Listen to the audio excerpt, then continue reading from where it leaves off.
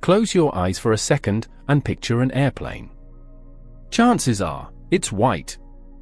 But have you ever stopped and wondered why almost every plane on Earth shares the same color? Is it just a design choice, or something far more important? No gold, no black, no bold designs, just plain white. It might seem simple, even boring, but that one small choice can lead to higher fuel costs if changed, hide critical damage, and even increase risk in the sky. So why did the entire aviation industry settle on just one color? Because the truth is that simple white paint isn't just about looks, it helps save airlines millions, protects the aircraft from harsh conditions, and can even play a role in preventing accidents. Not every airplane is white, of course. You'll still notice a few that stand out with bold colors. Airlines like Mango Airlines have flown bright orange aircraft, Wizz Air uses a mix of pink and purple, and S7 Airlines is known for its strong green planes.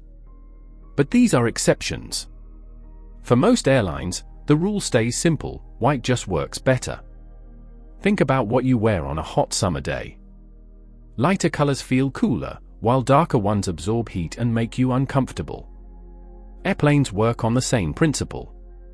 White reflects sunlight, helping keep the aircraft cooler and reducing constant exposure to solar radiation. This is especially important because parts of a plane, like carbon fiber, plastic, and fiberglass components, can be sensitive to long-term heat. That's why key areas like the nose and control surfaces are usually kept white. A perfect example is Concorde. Flying at more than twice the speed of sound, it generated extreme heat during flight. To handle that, it needed a specially designed reflective white coating just to stay within safe temperature limits. Then comes the financial side. White isn't just practical, it's cheaper. Aircraft are usually built in white from the start, and adding extra paint layers increases weight.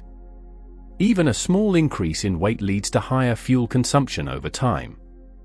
And fuel, as you know, is one of the biggest costs in aviation. On top of that, painting a plane can cost tens of thousands of dollars or more for a single aircraft. That is, at least $50,000 to $200,000 just to paint a single aircraft. And yeah, that's definitely not a small expense. And there's another hidden downside too. If an airline ever decides to sell the plane later, a brightly colored design can actually make it harder to find a buyer. Most new owners don't want a custom paint job, they'd rather start with a clean, neutral base. So in many cases, that fun color ends up costing even more to remove or repaint. White also makes maintenance a lot easier. If there's any damage, like a crack, dent, or even an oil leak, it stands out clearly against the light background. That means engineers can spot problems faster and fix them before they become serious. And here's something even more practical. In rare emergencies, visibility matters a lot. If an aircraft goes down, a white fuselage is generally easier for rescue teams to spot from the air compared to darker colors, especially in snow, water, or rough terrain. There's also an interesting finding from aviation research. Some studies suggest birds may be slightly less likely to collide with lighter-colored aircraft compared to darker ones, though this isn't the main safety factor. Now that raises another question: if color matters so much, why do airplanes fly so high in the first place? Most commercial jets cruise at around 35,000 feet. That's high enough that looking down can feel a little unsettling. But this altitude isn't random at all.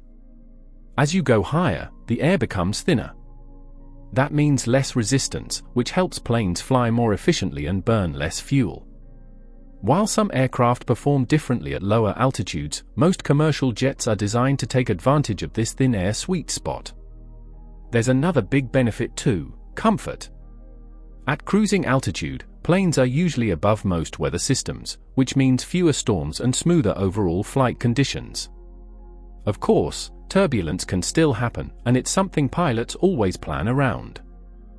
That's why seat belts are so important, even when the sky looks perfectly calm.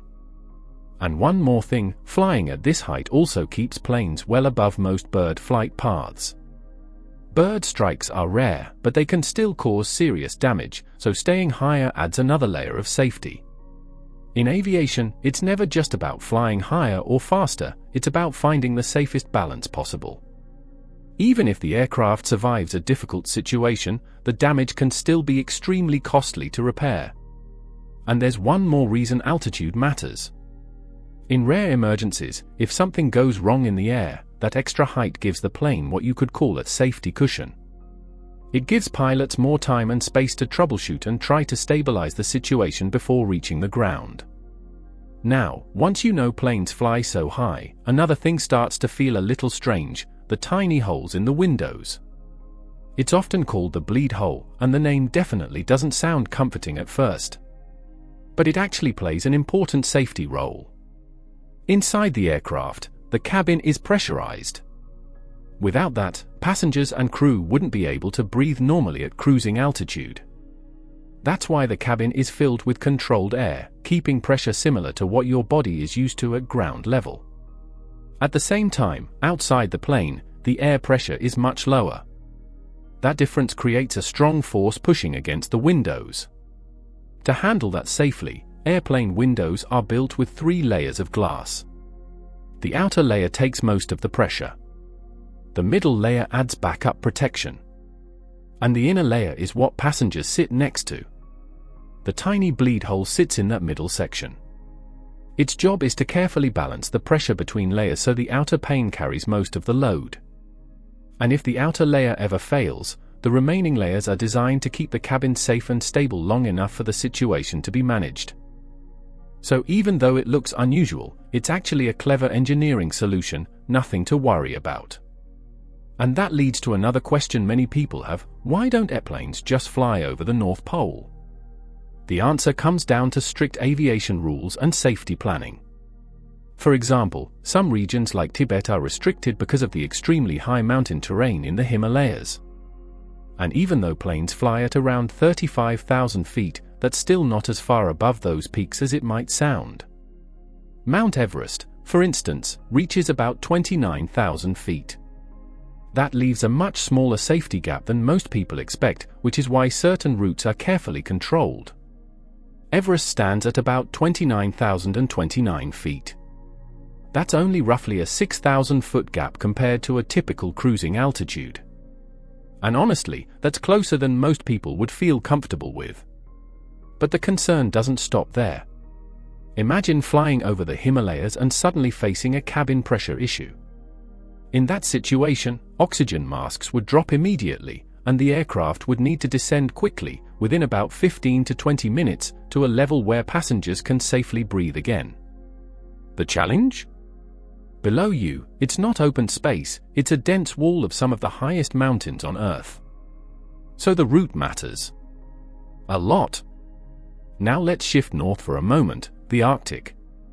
It might sound like a straight, empty shortcut over the top of the world, and sometimes private or special charter flights do go that way. But for regular commercial airlines, it's not that simple. One key rule in aviation says a passenger plane must always be within about 60 minutes of a suitable airport in case of an emergency. That requirement mainly applies to twin-engine aircraft. But even planes with more engines don't simply treat the Arctic like open sky. Why? Because if something goes seriously wrong up there, survival and rescue become incredibly difficult in those extreme conditions. There's also another layer: navigation. Flying near Earth's magnetic poles can interfere with compass-based systems, making route guidance more complicated for pilots. So even though it might look like a shortcut on a map, in reality it's one of the most carefully managed parts of global aviation. And yes, even Santa probably appreciates the restricted airspace.